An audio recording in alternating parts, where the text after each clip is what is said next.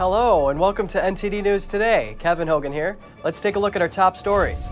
President Biden touring the nation, touting his newly signed infrastructure deal. What's next for his agenda? The fate of Biden's vaccine mandate hangs in the balance, and it all comes down to a ruling from a circuit court in Cincinnati. An FBI whistleblower claims that the agency is targeting certain parents. The accusation is now casting doubt on earlier testimony given by a senior Biden official. Protesters gathered in Baltimore on Tuesday as the nation's Catholic bishops meet for their General Assembly. Among the topics for discussion is communion for politicians. In-person jury selection begins in the trial of Ghislaine Maxwell. Opening statements are scheduled for November 29th, and the trial is expected to last 6 weeks.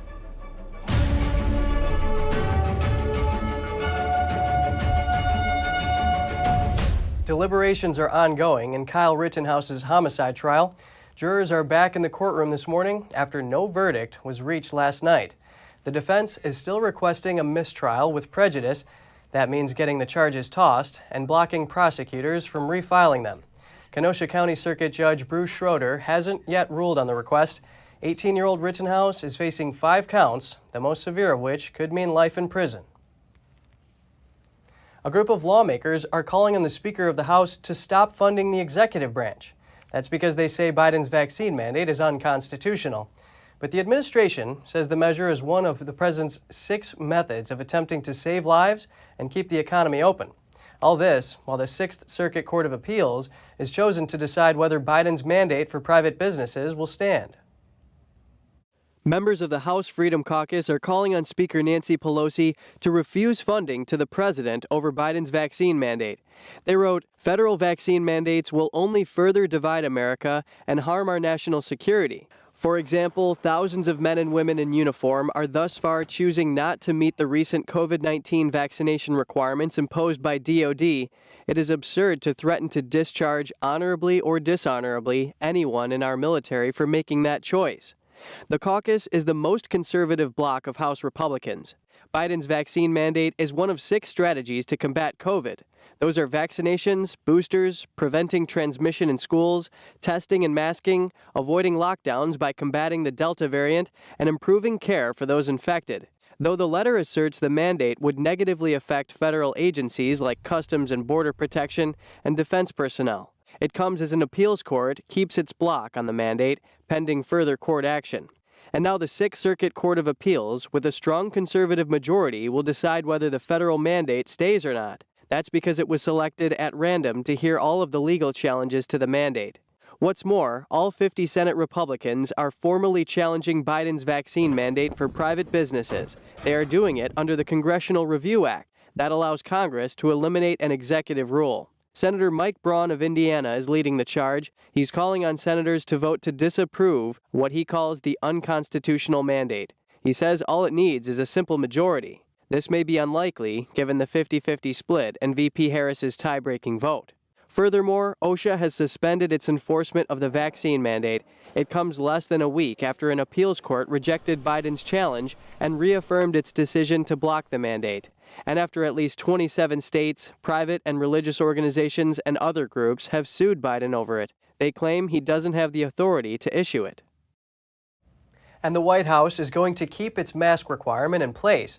That's despite D.C. Mayor Muriel Bowser lifting it for indoor settings. Yet the White House said it's following CDC guidance that recommends masks in areas of high transmission. D.C. had required masks indoors since July 2020. Treasury Secretary Janet Yellen now says the U.S. government could reach its debt limit by the middle of next month. Yellen estimates the government will run out of money on December 15th, an extension from the previous deadline of December 3rd. She sent a letter outlining her thoughts on the matter to House Speaker Nancy Pelosi on Tuesday. Yellen wrote in part that the Treasury Department might not have enough resources to continue financing government operations past the middle of December. The extended deadline gives lawmakers a bit more time to deal with the debt ceiling, but it's not clear how they'll proceed. Democrats hold the majority in Congress, while Republican leaders have said they won't help raise the limit. Congress extended the debt limit in October, following dire warnings from Yellen about the economic consequences of not doing so. The Biden administration is touting the newly passed infrastructure deal, hoping for fresh momentum for Biden's bigger social spending package. NTD's Jessica Beatty has more. President Biden's on a national tour to persuade Americans of the benefits of the infrastructure bill he just signed.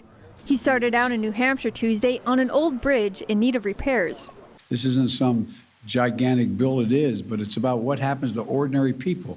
Conversations around those kitchen tables that are both profound as they are ordinary. How do I cross a bridge in a snowstorm?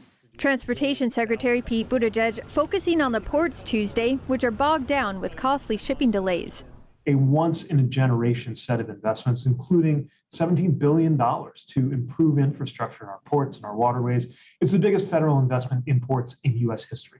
Members of Congress also touting the package. While there are some projects that may take longer, there are many projects that can get going right away, including things that will help the supply chain. Democrat leaders now looking to pass Biden's broader social spending package. One roadblock is Democrat Joe Manchin. He says his voters are very concerned about inflation. Inflation has hit them extremely hard. When I go to the grocery store or if I go to the gas station, they say, "Are you as mad as I am?" And I says, "Absolutely." Economists describe inflation as too many dollars chasing too few goods.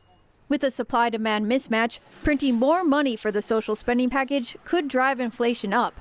But Democrat Chris Coons argues Biden's agenda could help. A core part of the Build Back Better agenda, as President Biden crafted it, was to impact the costs that working families worry about week in and week out. But Republican Mitch McConnell says it will worsen inflation. Liberal-leaning economists who say that if BBB passes, it will only exacerbate, only make worse inflation. The Senate Democratic leader says they hope to pass the bill before Christmas. Jessica Beatty, NTD News. The House of Representatives will hold a vote on whether or not to censure Paul Gosar. The congressman shared a video on Twitter that some said promoted violence. Gosar shared the meme video last week and has since deleted it. Fox News says it showed the faces of Gosar and other Republicans on anime characters battling other characters representing Congresswoman Ocasio-Cortez and President Biden. Democrats say the video promotes violence against them and will attempt to remove Gosar from the Committee on Oversight and Reform. Gosar says the video is symbolic of the battle taking place in Congress and not meant to encourage real violence. House Speaker Nancy Pelosi tweeted that the video is a threat that should not be tolerated. She called on House GOP leader Kevin McCarthy to condemn it. Meanwhile, Gosar's digital director tells The Washington Post Gosar can't fly and he does not own any lightsabers, saying the video represents the fight for truth. More than 100,000 people in the United States have died from drug overdoses in the last year. That's according to the CDC. That marks a nearly 30% jump from the previous year. Opioids, such as fentanyl, can be 100 times more potent than morphine. This, and psychostimulants, such as methamphetamine, have helped drive the increase. That's what provisional data from the health agency shows. President Biden said in a statement, "We cannot overlook this epidemic of loss, which has touched families and communities across the country." Pandemic lockdowns made getting treatment difficult, and dealers laced with more drugs with a powerful synthetic opioid. The new data showed that deaths from cocaine and prescription pain drugs also increased compared to the previous year. A leaked internal document indicates that the FBI may be using counterterrorism tools to track down certain parents, those who allegedly threatened school board members. This calls recent testimony from a top Biden administration official into question, which said the DOJ was not targeting parents. House Judiciary GOP released a new whistleblower document Tuesday, making public an internal email sent by a member of the FBI's Inspection Division. The document discloses that the agency's Counterterrorism and Criminal Divisions Department created a threat tag called EDU Officials to track instances of related threats. Addressing its internal departments, the FBI's email reads, "We ask that your offices apply the threat tag to investigations and assessments of threats specifically directed against school board administrators, board members, teachers, and staff." The revelation comes after the National School Boards Association voiced claims of domestic terrorism. That's by parents who oppose masking policies and critical race theory in schools.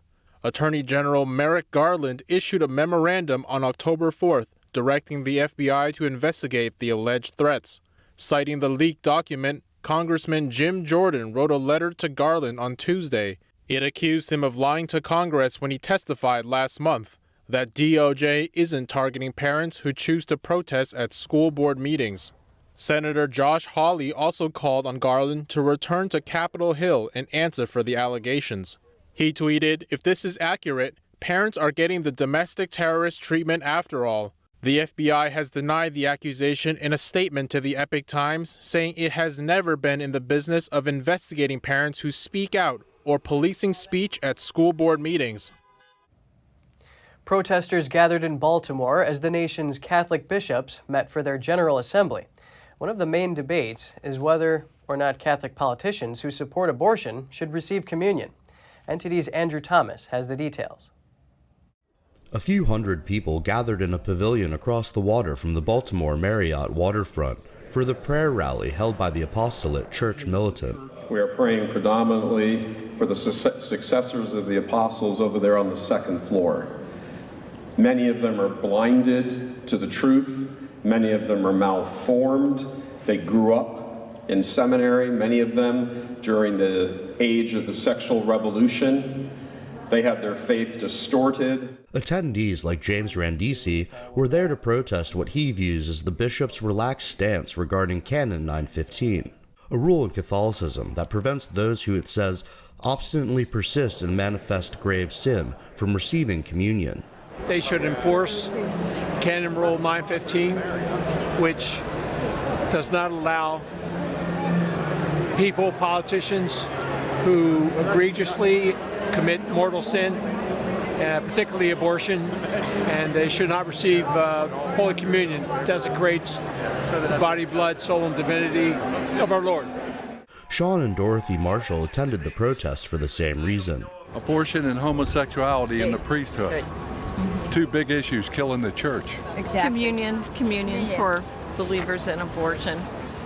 Putting the tabernacles back on the altars and treating communion like it is the body and blood, soul, and divinity of Jesus Christ, our Savior King.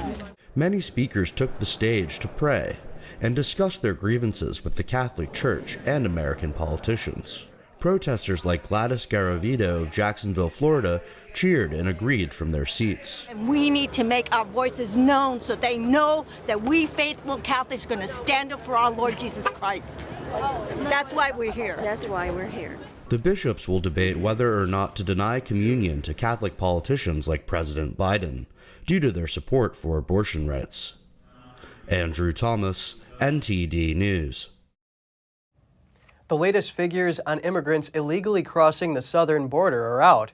In October, border agents encountered over 160,000 illegal immigrants, most of them single adults. NTD's Allison Lee breaks down the numbers. In October, Customs and Border Protection, or CBP, encountered over 164,000 illegal border crossers. That's the highest recorded number for the month of October. The figure is also slightly higher than preliminary estimates and 55% higher than the previous high for the month of October. 2/3 of illegal immigrants, or over 108,000 of them, are single adults. Only 26% came in family units, and unaccompanied minors made up almost 8%. There's a large jump in illegal immigrants who have been ejected from the country before, now trying to enter the U.S. again. About 30% of the encounters were with immigrants who had illegally crossed the border at least once in the previous 12 months. Of those encountered, authorities expelled over half under Title 42. This is a pandemic measure that makes it easier to kick out immigrants over concerns that they may spread the CCP virus. But the numbers didn't include illegal immigrants who evaded agents. According to internal data obtained by the Epoch Times, that number was estimated to be around 50,000. Compared to September, the number of encounters dropped by close to 22%. The Biden administration is highlighting this decrease. Acting CBP Commissioner Troy Miller said, October marks the third straight month of declining unauthorized migrant encounters along the southwest border, with particularly sharp drops in families and unaccompanied children. Allison Lee, NTD News. In-person jury selection began on Tuesday in the trial of Ghislaine Maxwell. The British socialite is accused of grooming underage girls for disgraced financier Jeffrey Epstein to sexually abuse. NTD's Andrew Thomas reports. Between November 4th and November 12th, more than 600 prospective jurors filled out questionnaires asking what they had heard about Maxwell and Epstein, as well as questions about their own experiences with sexual abuse or assault. The fact that there is so much notoriety in this case and the fact that there has been so much media coverage definitely presents additional challenges to finding a fair and impartial jury, but certainly we have seen in other high-profile cases that it can be done. Of that initial pool, U.S. District Judge Allison Nathan plans to question 231 individuals in person. She will ask whether potential jurors know any of the Maxwell accusers who will be testifying, and if they have opinions that would prevent them from being impartial. Nathan will dismiss candidates whose answers indicate they could be biased. There will be in-depth voir dire of individual jurors, and I think that will enable the parties and the judge to feel confident that once there is a jury impaneled, that it is a panel that can be fair and impartial and that can put aside whatever it is that they've already heard about the case. Both prosecutors and defense attorneys will be able to object and propose follow-up questions. Nathan said she hopes to have a pool of 50 to 60 qualified jurors by November 19th.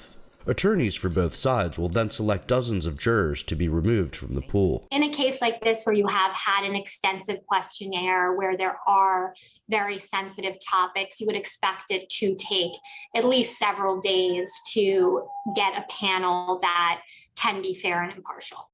When the process is over, the Manhattan Federal Court jury will consist of 12 jurors and 6 alternates. Opening statements are scheduled for November 29th. The trial is expected to last 6 weeks. Andrew Thomas, NTD News. The National Transportation Safety Board, which investigates plane crashes, says it should automatically investigate commercial spaceflight crashes. But in order to do so, the agency says it needs new federal rules to lay out how it looks into those incidents. Tuesday, the board called commercial space travel a, quote, unique mode of transportation.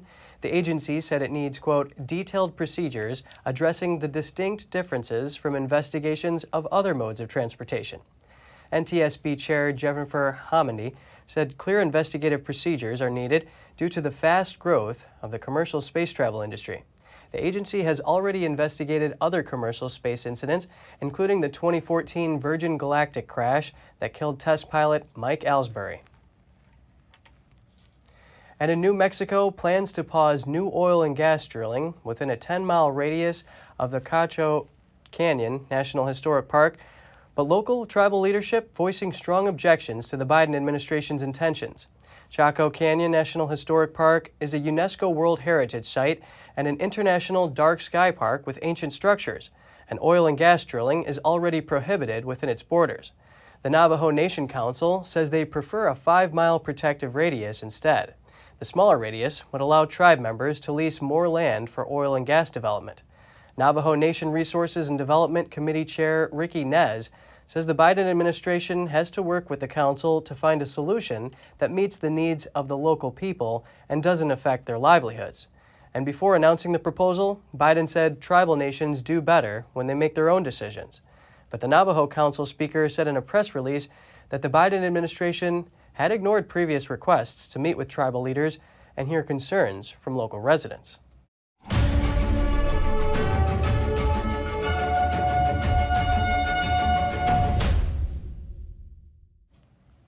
Former New York Governor Andrew Cuomo is losing his multi-million-dollar book deal. A New York State Ethics Board has rescinded its approval for Cuomo's book, American Crisis: Leadership Lessons from the COVID-19 Pandemic. The Joint Commission on Public Ethics approved Cuomo's book deal last year under certain conditions. But Tuesday, commissioners voted to rescind the approval. A resolution by the commission says the approval was revoked in part because the state property resources and personnel were used in connection with the preparation, writing, editing, and publication of the book. Cuomo has already earned more than $5 million from sales. It's unclear if he'll be forced to return the money. An attorney for the former governor says they will fight the decision in court. Meanwhile, the mayor of a small city in Maryland faces criminal charges for allegedly posting revenge porn online. His ex-girlfriend found nude photos of herself on Reddit and reported him to the authorities. Cambridge Mayor Andrew Bradshaw now faces 50 counts of revenge porn charges. Prosecutors say he created multiple Reddit accounts under variations of the name and birth date of his ex-girlfriend and posted to various Reddit forums. He captioned the photos with crude and offensive language. Investigators were able to track down Bradshaw as the suspect after tracing his IP address. His ex-girlfriend sent him the photos when they were in a relationship. Cambridge is home to almost 13,000 people. At 32, Bradshaw is the youngest mayor in the city's history. He faces up to 2 years in prison and a $5,000 fine. The issue of sexually explicit books in public schools is a nationwide phenomenon. Parents across the country are finding such books and demanding their removal and even legal action. NTD's Grace Coulter speaks with a parent and a child advocate on the issue. No porn in our schools. Parents nationwide are discovering sexually explicit content in their children's school libraries. Some of it, they say, even amounts to pornography. Outraged and horrified, they're taking action. A child is a child, and if you see this acceptable, you belong on a national registry and not a school board. Parents in Fort Mill, South Carolina, recently sent examples of pornographic materials found in schools to Governor Henry McMaster. Among them, the book Genderqueer, a Memoir. This book contains illustrations of sex acts, including between an adult male and a minor. The governor found it so explicit, he requested an investigation last Wednesday. This is to find out how the book was allowed into schools and whether any state laws have been broken. Texas Governor Greg Abbott is also taking action, and numerous school districts across the country are removing and reviewing such books. Mother of 6 Stacy Langton found Genderqueer and a book called Lawn Boy in her Fairfax County School District. Lawn Boy describes sex acts between a 4th grade boy and another male minor. She brought the books to the attention of her school board. The reason why I spoke out is because I am a Christian and I have a duty before God. I cannot look at something that is objectively evil and stay silent. So I felt that if I didn't know, I would imagine most parents don't know. After Langton spoke out, the books were removed for review. A number of LGBTQ activists have defended the books and called parents trying to remove them homophobic and transphobic. The author of Genderqueer wrote in the Washington Post that the book is important for queer youth. But Langton, like many parents, says this is besides the point. I didn't care about the gender of the people depicted in the acts. I didn't care about the sexual orientation of the people depicted in the acts. It is about the fact that the acts depicted are pornography and pedophilia, and that is wrong objectively, and that has to stop. Child advocate Jaco Boyens, who helps to rescue and rehabilitate victims of sex trafficking, says these types of books, along with the content of some sex ed curricula, make children more vulnerable to sexual exploitation. So what do you think the pedophiles in our nation are saying today? And we were part of Operation, just 18 pedophiles arrested over the week of Halloween in one county, okay, in one county. What do you think the pedophiles are saying? They're saying, thank you. Thank you for grooming the kid in the classroom. Thank you for introducing anal sex to the 10-year-old in the classroom, that now when I approach him with this topic on Instagram, on TikTok, the child doesn't have a radar that's up. The flag is not raised. This is normal. Oh, we talk about this in the classroom. Here's just another adult that wants to have a conversation with me. And so it goes. So it is destructive at a level we can't measure. Some parents are calling for legal action to be taken against their school boards for allowing such books, since they say obscenity laws have been violated.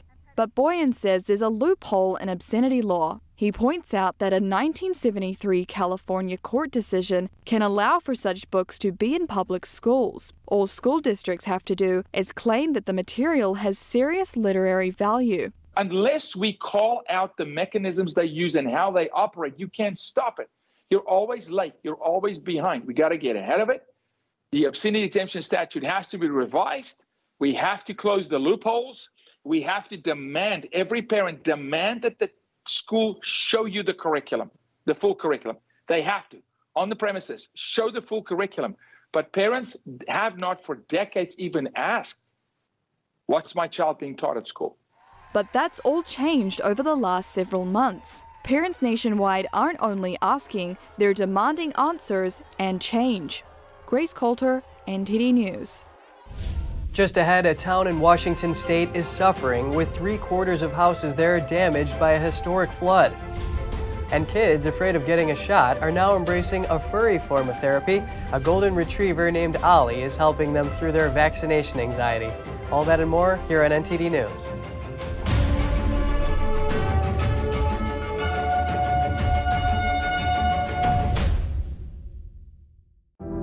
Secure, the true solution for your digital privacy and security. Secure is a private and secure messaging and email solution hosted in Switzerland, using military-grade encryption and Swiss privacy laws, giving you true privacy. Secure is 100% private and does not collect or sell any of your personal data. Secure's Helix technology connects you securely to our Swiss servers without the need of a VPN, guaranteeing privacy and security for all your communications. Secure Messenger doesn't require your phone number or any personal data that hackers target. Chat by Invites allows you to chat privately and securely with anyone outside of your secure network without the need for others to download Secure. Secure Send offers you a private and secure way to email anyone outside of Secure. You won't find this level of privacy or security on any other email or instant messaging application. Visit secure.com. Regain and protect your privacy today. Hello, I'm Mike Lindell, and I'm here to tell you about my new product from MyPillow. Towels that actually work. Watch this absorbency test. Here's another towel that we randomly went out and bought. Here's one of my towels with the nice design. I don't know if you can see this, but you could line a swimming pool with this. This is crazy. Get rid of it. Towels that actually work. The new MyPillow towels are exclusively made with 100% USA combed cotton with proprietary technology and with maximum absorbency. They dry you faster and are guaranteed to work. I'm interrupting this commercial right now. Retailers have canceled MyPillow. And to thank you for all your support, I'm going to pass the savings directly on to you. Go to MyPillow.com to get deep discounts on all MyPillow products. For example, you get my dog beds for as low as $19.99. Or for a limited time, you can get my 6-piece towel sets, regularly $109.99, now only $39.99. The lowest price ever with your promo code.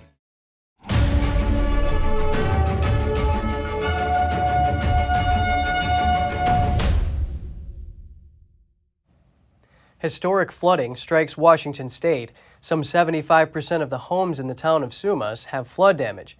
It's just over 100 miles north of Seattle, near the border with Canada. Check out these photos of homes submerged and cars floating in rivers created by the heavy rain.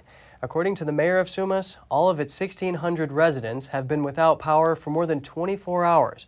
He says rescue missions on Monday had to be mostly by boat, but some water receded Tuesday, so crews were able to use tractors to reach people who were still stranded. Thankfully, so far, no deaths or injuries have been reported. A routine water rescue training exercise turned into the real thing in Maryland. That's when an elderly man drove into a river northeast of Baltimore. Hartford County volunteer firemen had been practicing nearby when the car went into the water and started sinking. A production crew on site for the exercise caught everything on video. A rescue diver was able to smash the window and get the driver out of the car before it went completely under, saving his life. The volunteer firemen say if they hadn't been in the right place at the right time with the right equipment, this would have been a tragedy. The elderly driver is expected to make a full recovery. Getting a shot can be a daunting task for many adults, let alone children. But for kids, their anxiety mostly comes over fear that it will hurt. Now, young patients at one hospital are embracing a furry companion to ease their nerves. Let's take a look. At Rady's Children's Hospital in San Diego, kids afraid of getting shots are now receiving a furry remedy. A 6-year-old golden doodle therapy dog named Ollie is tasked with accompanying the children. He's there to soothe their anxiety over getting vaccinated. You could almost always find a child that was really, really upset, really crying, really having to have a lot of holding. And in a couple of cases, Ollie could sit right next to them and they didn't need to be held. They were distracted by a fluff next to them. As in this case, the anticipation of the shot brought a 9-year-old girl to tears. But the trauma was quickly over when Ollie came in and sat at her feet. Ollie, along with 14 other dogs, is from PetSmart's Pause for Hope canine therapy program. They started helping those aged 5 to 11 earlier this month.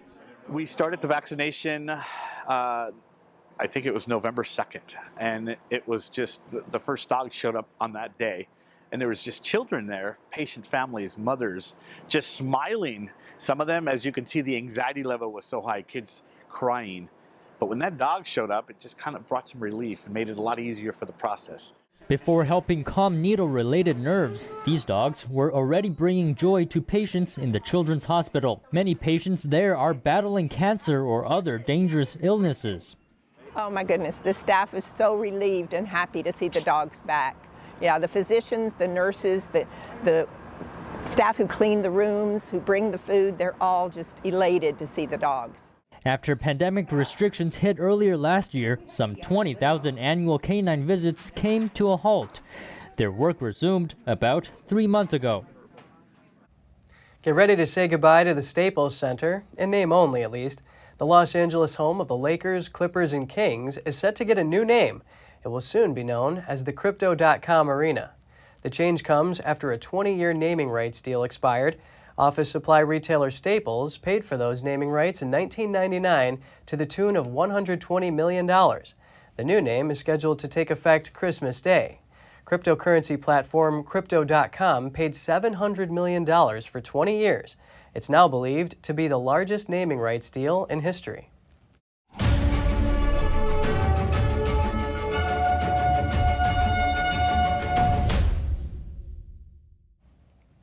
President Biden has banned members of the Nicaraguan government from entering the United States. Washington also denounced a recent presidential election there, which they say was rigged. Washington says the elections were rigged in favor of President Daniel Ortega.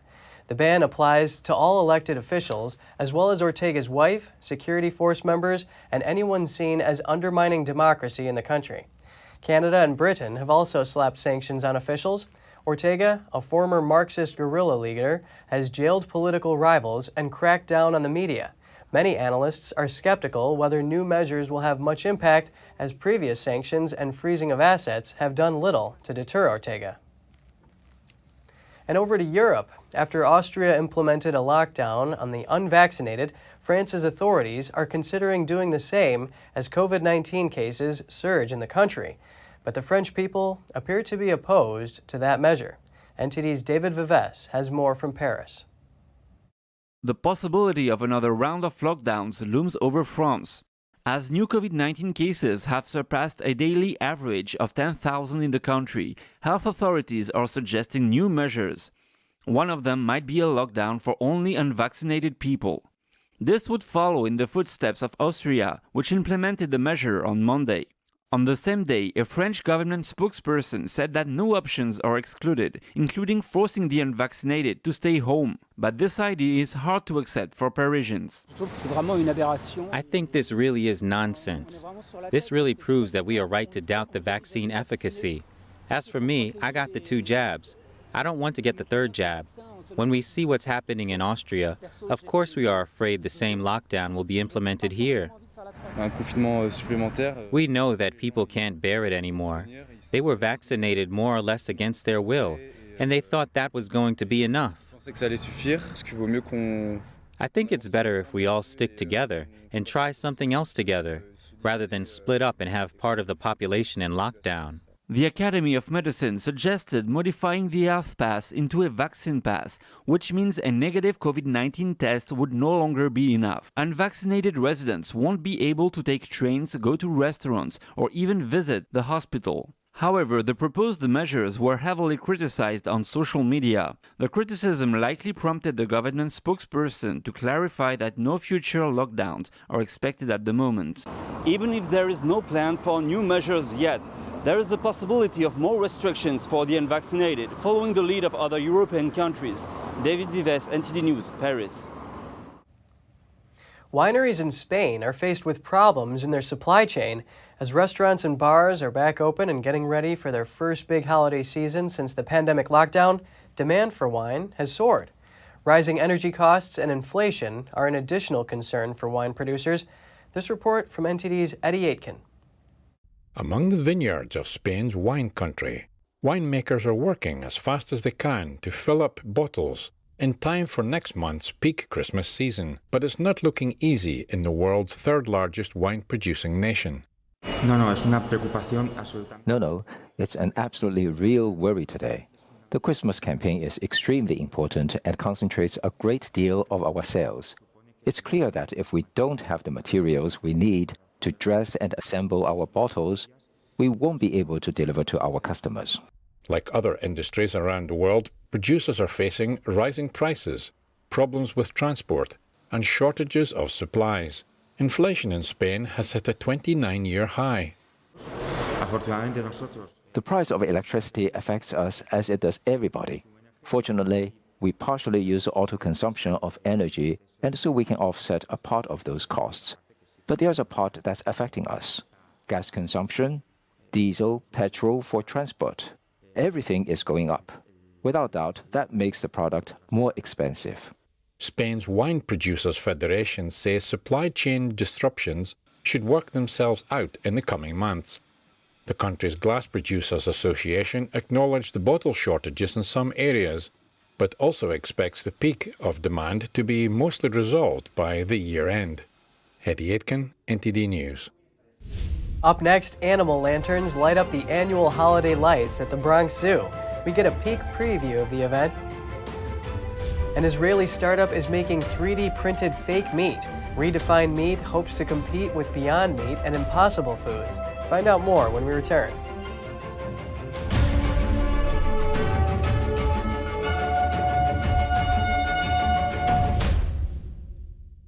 Last Friday, this guy stole a package right off my porch. Or at least that's what would have happened if I didn't have my Vivint Smart Security System. Instead, this is what really happened. System detects package. Thief walks up. System scares thief. Thief runs away. If your doorbell can't do this, you need a Vivint Smart Security System. Call 844-544-0866 today. See China before communism. Behold, a splendid culture reborn, filled with beauty, majesty, and a powerful message of hope. Come see the performance that has touched the hearts of millions, live on stage. Coming to West Palm Beach, Fort Lauderdale, and Miami, November 8th through January 9th. Tickets at shenyun.com/SFL. You worked hard for your money. You invest in stability for your retirement and your family's future, to build and leave them with something greater. The next unprecedented financial crisis, political misstep, or unstable government can depreciate it all away. It was called the gold standard for a reason, the financial preservation of tomorrow. Diversify your assets against inflation, market volatility, and the unknown with real money. Hedge your wealth with the purest form of money, physical gold and silver. Because any currency printed on paper can be manipulated. What's backing up your IRA? Do what you need to do right now to be prepared with the Reagan Gold Group. Visit now, rggusakit.com, or call us at 866-912-1384. Receive up to $2,500 in free silver coins and a free safe with your new precious metals IRA. Call now.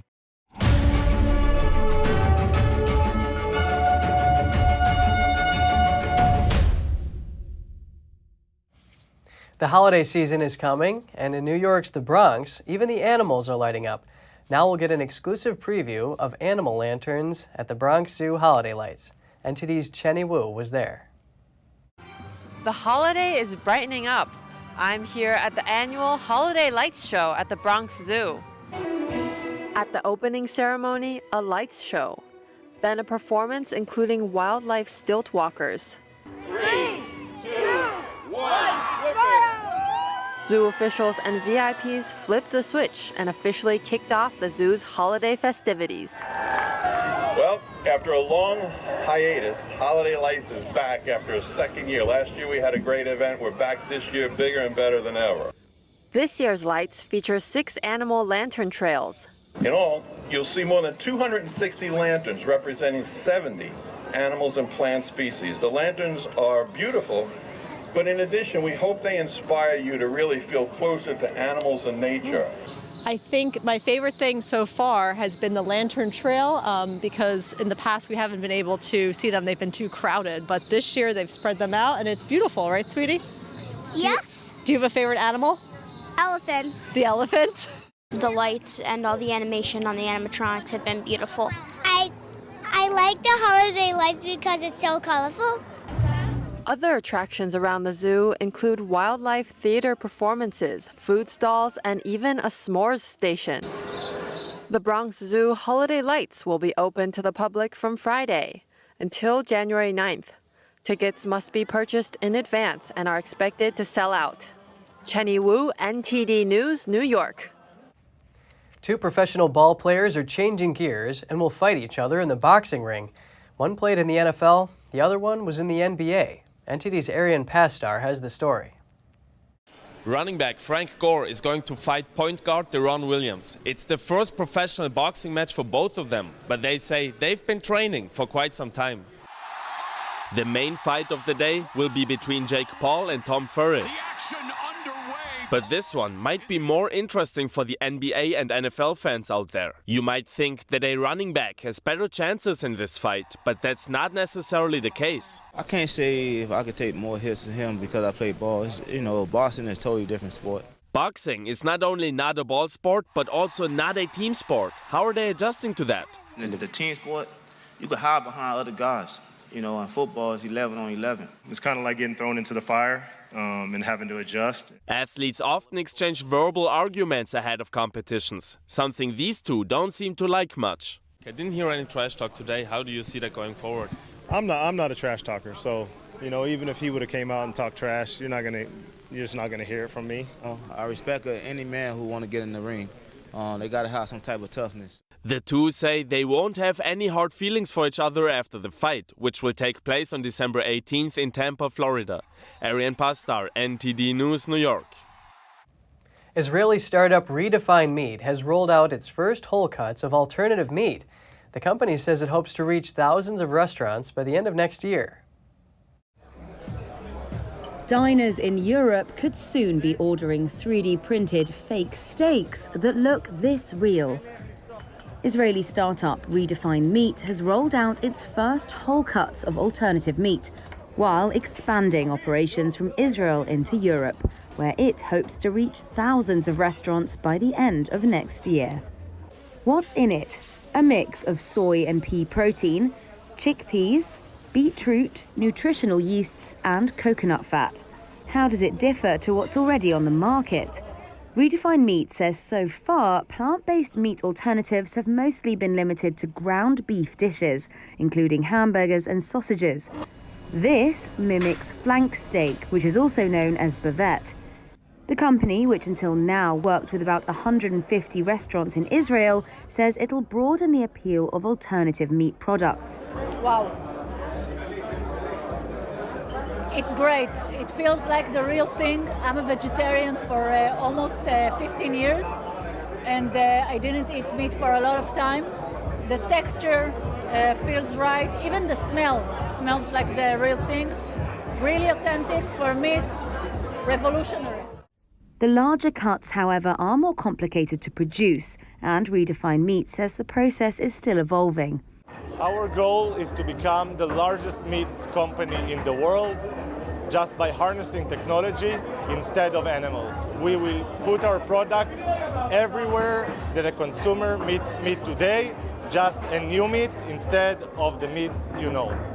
The company plans to build 5 factories across Israel, Europe, the United States, and Asia in the coming few years. As technology advances and improves the taste and variety of alternative meats, sales in the sector could reach $140 billion by 2029, about 10% of the world meat market, Barclays estimates. Competition is already high, with players including California's Beyond Meat, Impossible Foods, and Spain's Nova Meat. Redefined Meat previously announced it had secured $35 million in funds and said it's also raised a greater amount, but wouldn't disclose how much. Former world tennis #1 Roger Federer told Swiss media that he will miss the Australian Open in January. He says he is unlikely to return to competition until mid-2022 as he recovers from multiple knee surgeries. In another blow, the 40-year-old said he would be extremely surprised if he was able to play at Wimbledon, a Grand Slam he has won a record of 8 times. The 20-time Grand Slam champion said he would be able to resume running in January and return to training in the court in March or April. Federer's agent did not immediately respond to a request for comment. The Swiss star is tied with Rafael Nadal and Novak Djokovic in the race to be the most successful men's singles Grand Slam champion of all time. But he said the next few months will be crucial for his recovery. Federer has not won a Grand Slam since clinching the Australian Open title in 2018, but he said he is still holding out for a miracle. As many countries and several states do away with mask mandates, a German study suggests that masking children causes more harm than good. Here's Gina Marie, who brings us Strong Mind and Body.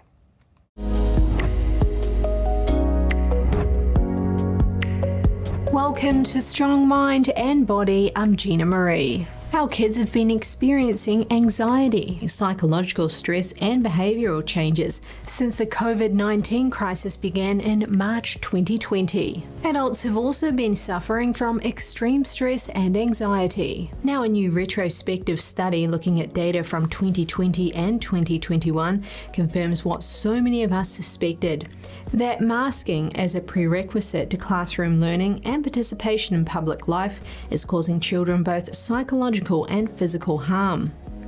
A study conducted in Germany included data from more than 20,000 participants. It reflected on the experiences of over 25,000 children. The average time the children wore masks was 4.5 hours per day. The majority of parents, 68%, reported that masking harmed their children. These reported harms included difficulty concentrating, drowsiness or fatigue, headaches, impaired learning, irritability, less happiness, and reluctance to go to school. The German researchers argued that adults must consider that some risk of exposure to coronavirus may be worthwhile. It is to enable children to have a higher quality of life without having to wear a mask. Dr. Jeffrey I. Bach is a certified primary care physician in Southern California. He said that the masking of children causes them direct harm, including increased anxiety, depression, suicidal ideas, and learning disorders. And most importantly, it prevents the critical bonding between students and teachers because facial expressions aren't able to be seen. The justification for masking young children in school is to avoid spreading coronavirus from asymptomatic children to adults.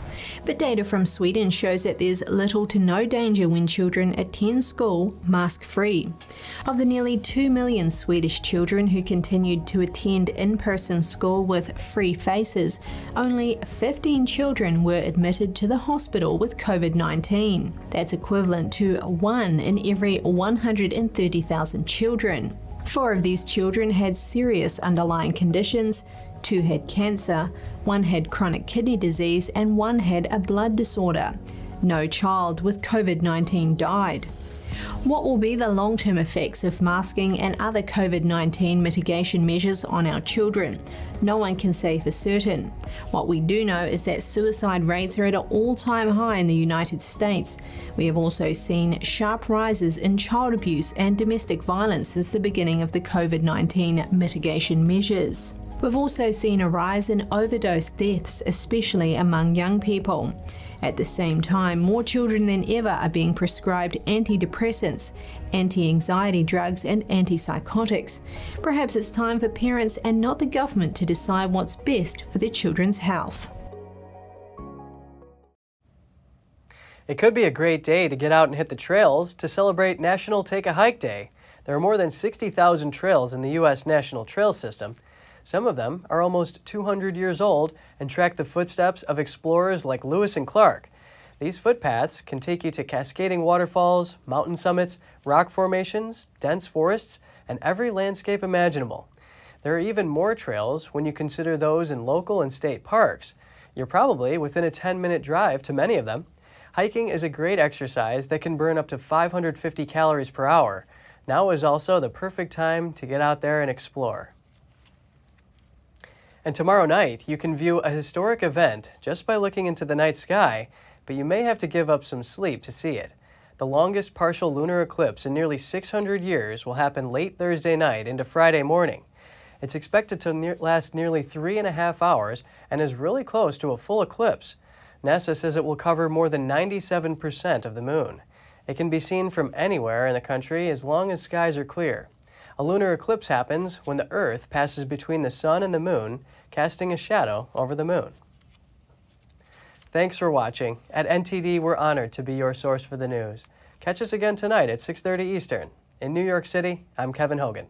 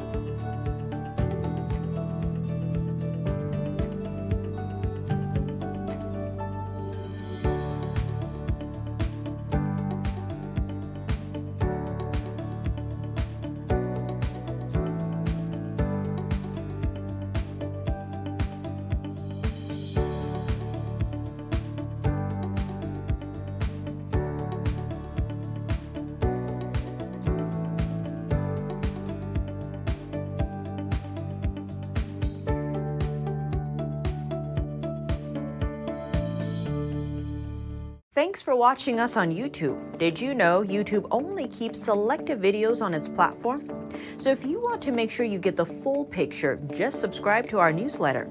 Go to newsletter.ntd.com and sign up. It's free.